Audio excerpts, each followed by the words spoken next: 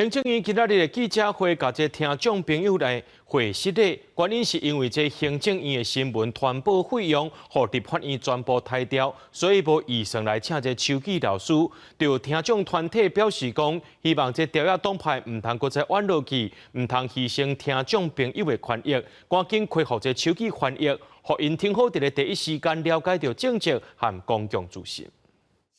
那么对听众朋友，我们非常抱歉。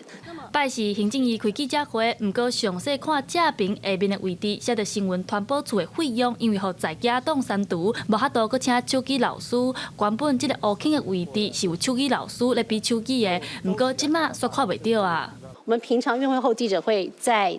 这个绿幕前面都会有手语老师。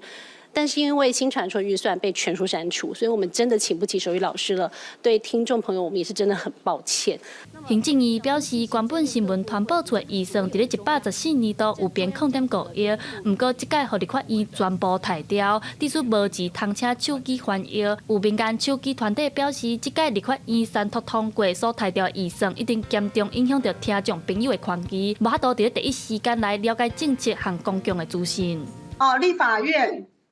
这样子吵架真的没有必要他希望说好好的谈一下，行政院呢，就是行政首长希望慢慢的大家静下心来，然后想看看怎么帮助聋人